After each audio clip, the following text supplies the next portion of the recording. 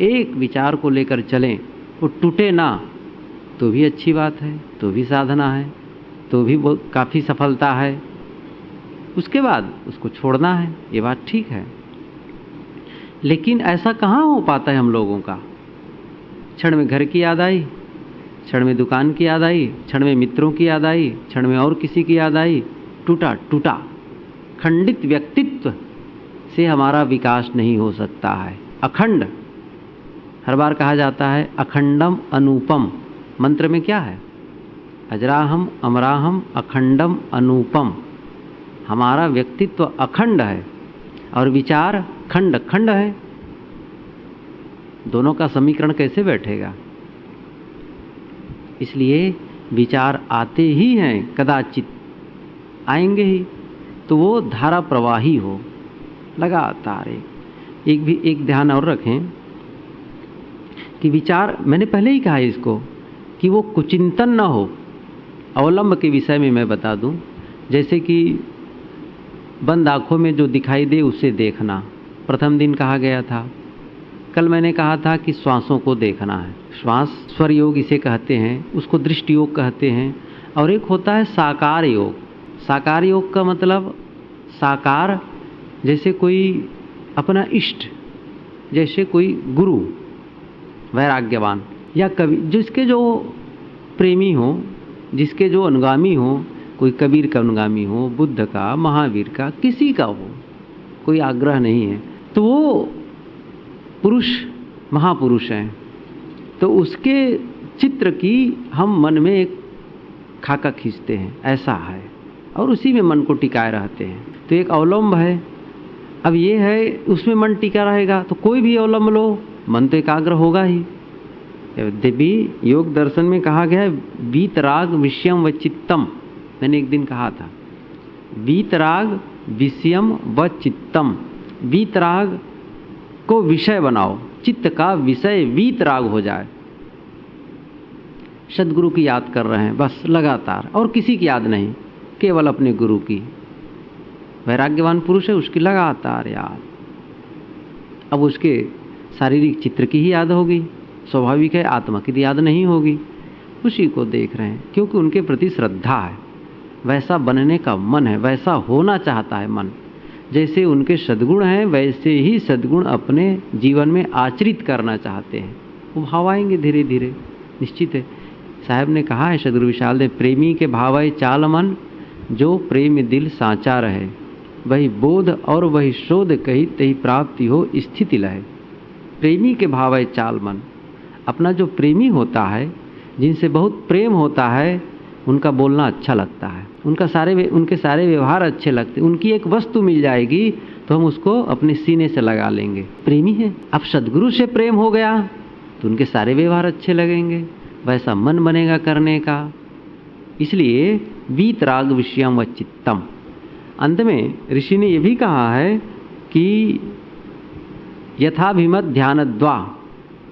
आप लोग योग दर्शन भी पढ़ें, बहुत महत्वपूर्ण ग्रंथ है। यथाभिमत ध्यानद्वा।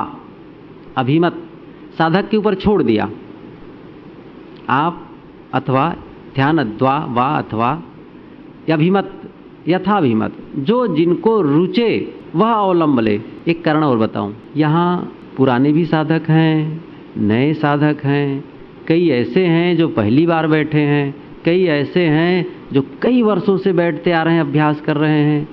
अब उनको जो पुराने हैं उनको भी दृष्टि योग, स्वर योग, साकार योग में लगाए रखो, जबकि वो स्टेज पार कर चुका है। अब वो साक्षी भाव का अभ्यास कर रहा है तो उनके साथ अन्याय होगा।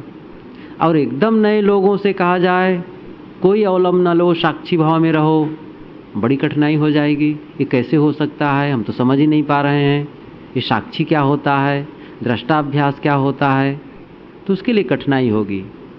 जो अभी चलने में लड़खड़ा रहा हो उससे दौड़ते कैसे बनेगा? और जो मजबूत हो गया है, जिसके पैर सशक्त हो चुके हैं, वो आराम से चल लेगा। तो ये अंतर है। इसीलिए ऋषि कहते हैं यथाभिमत ध्यानद्वा। यहाँ विभिन्न स्तर के साधक साधिकाएं हैं, मेरा कोई आग्रह नहीं कि आप यही अवलंब लें।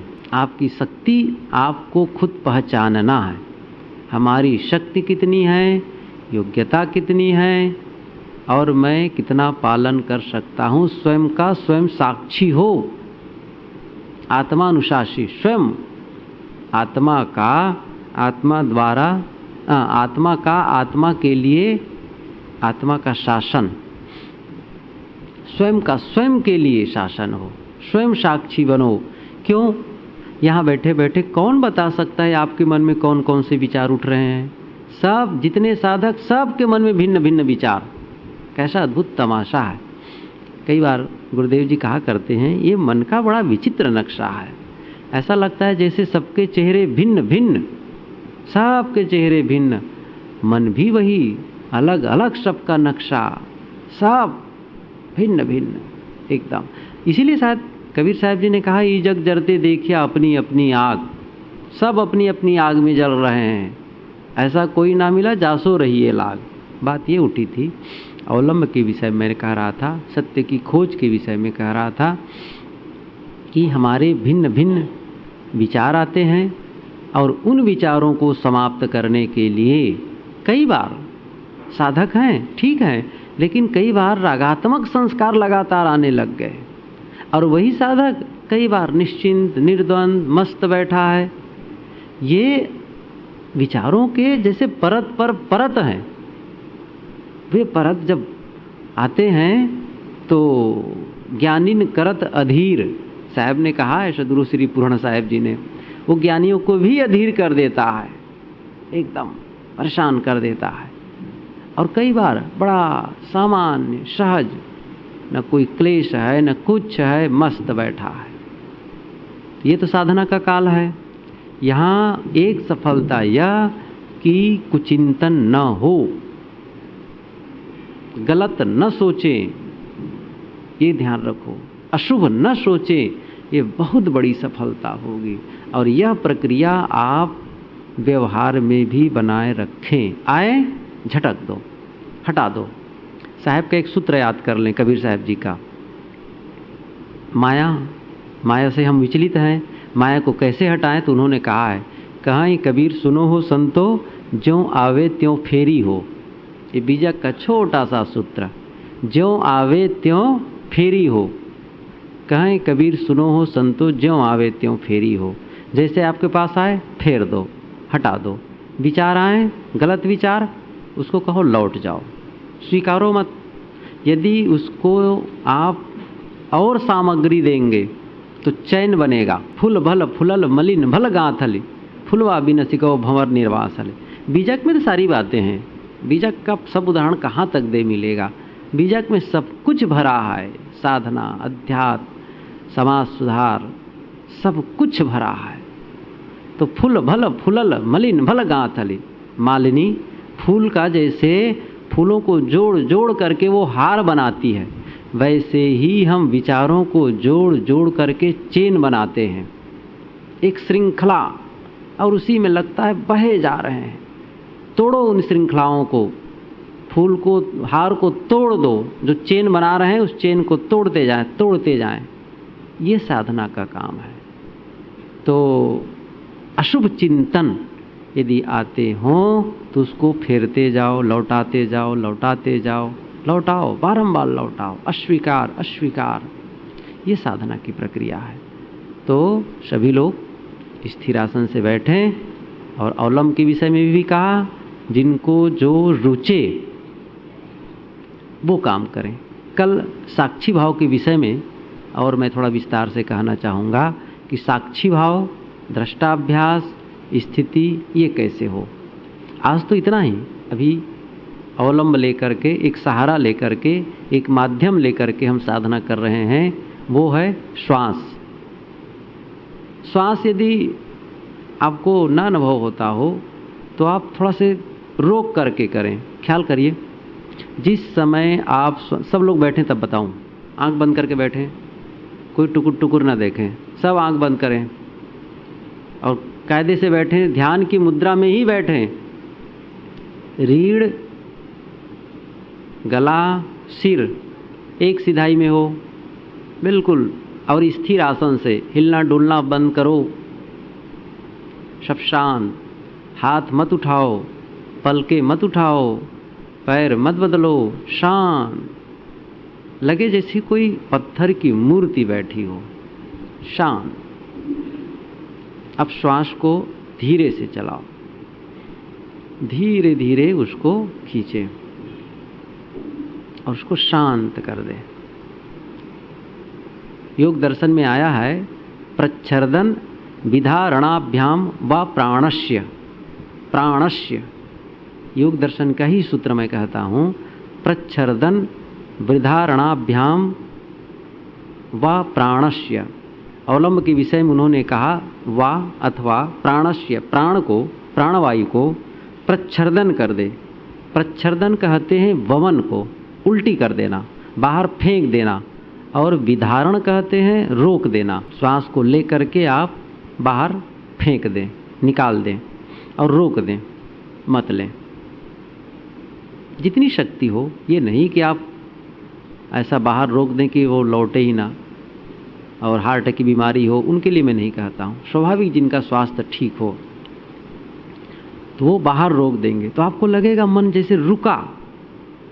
इसके उल्टा में भी हम कह सकते हैं, अंदर, उसी को कहते हैं कुंभक। प्राणायाम की 3 प्रक्रिया, रेचक, पूरक, कुंभक। रेचन कर दिया, बाहर खोल दिए, बाहर। पूरक है भरना, ऊपर खींचना और रोक लेना, एक कुंभक है। चाहे अंदर रोके चाहे बाहर, वो दोनों कुंभक कहलाते हैं। खींचने को कहते हैं पूरक, पूर्ण करना, और रेचन करना, बाहर वमन कर देना, वही विधारण प्रच्छर्दन है। और विधारण का मतलब रोक देना, अंदर या बाहर। लेकिन ऋषि ने कहा है बाहर, प्राणवायु को बाहर फेंक दो और रोक दो। जैसे आप प्राणवायु को रोके, लगा मन रुक गया। ये मैं अनुभव से कहता हूँ, आप स्वयं इसका अनुभव करें। ये अनुभव के लिए बैठे हैं यहाँ पर, सभी साधक अनुभव करने बैठे हैं।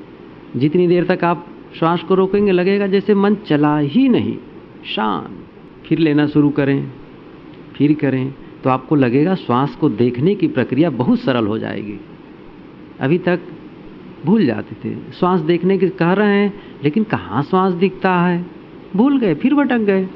ऐसा करने से आप श्वास से बहुत जल्दी संपर्क साध लेंगे, जुड़ जाएंगे। जो दृष्टि योग करते हैं, कहते हैं, बार बार कह रहे हैं कि बंद आँखों में जो दिखाई दे। कुछ साधक कहते कुछ नहीं दिखाई देता हमको, कहाँ दिखाई दे रहा है।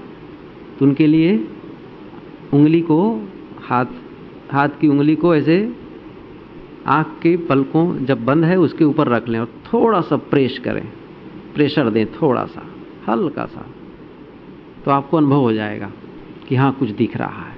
ये मैं बहुत स्थूल साधना बता रहा हूँ, बहुत स्थूल, कक्षा 1 की बात, प्रथम क्लास। प्रथम क्लास तो तब तक है जब तक काम नहीं हुआ है। हम सब प्रथम क्लास के विद्यार्थी बन के काम कर रहे हैं।